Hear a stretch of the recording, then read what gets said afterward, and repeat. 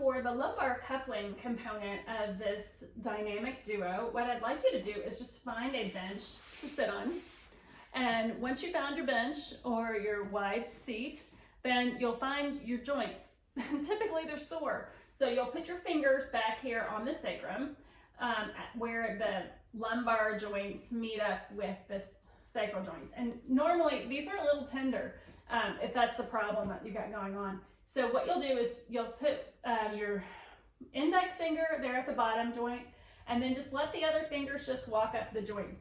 So here we are, we've got all 4 of our fingers placed beside the joints.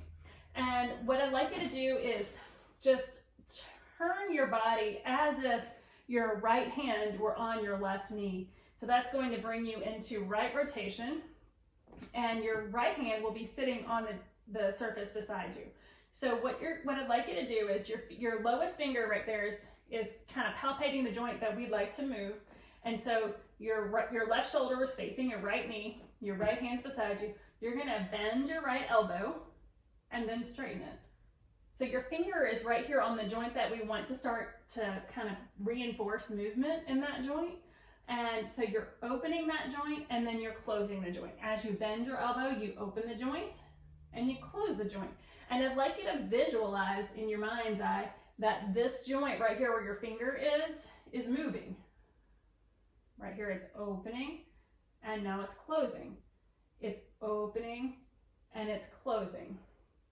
Opening, closing, opening, closing. And just your finger being there is biofeedback for that joint, and it's actually helping it to start to move.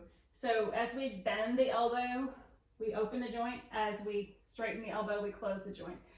Just one thing to keep in mind, if you were in the clinic with us, we would have you with your left hand on your right knee. So when you're doing this at home, don't forget to maintain that right rotation with your left shoulder pointing towards your right knee.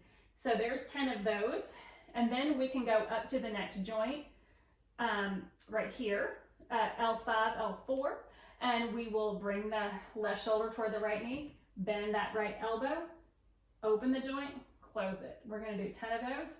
2, open, close, open, close. There's 3, open, close, and 4. And my finger is not pushing hard on that spot at all. It's a very gentle pressure. Open and close, open and close.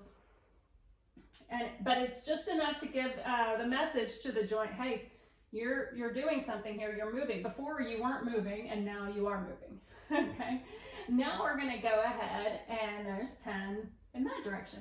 So we started at L5, S1, then we did L4, L5. Now we're doing L4, L3 with this ring finger here.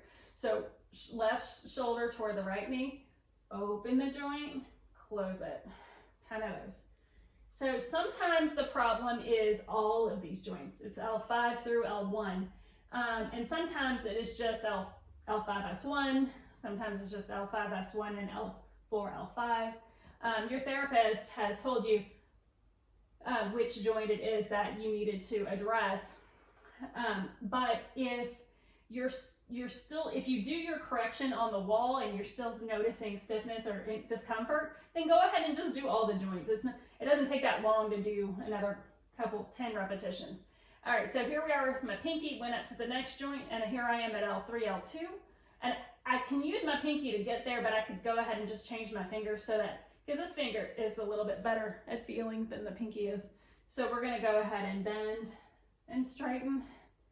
Then make sure that left shoulder is facing that right knee. Open that joint, close it. Open that joint and close it. Yeah, open and close. Open and close. It's not a big motion. You don't have to do a great big motion with your elbow, and it's not a fast motion. It's just nice and rhythmic and gentle. Good. And then now we're going to do one more joint. So we've got L1 and L2. And so we're just going to go ahead and keep right where we were. My finger's on a different joint here, so it's a little bit higher. I'm giving a little biofeedback to that joint saying, you're supposed to open and close when we do this motion. Good. So these lumbar joints are connected to the sacrum, and if the sacrum is not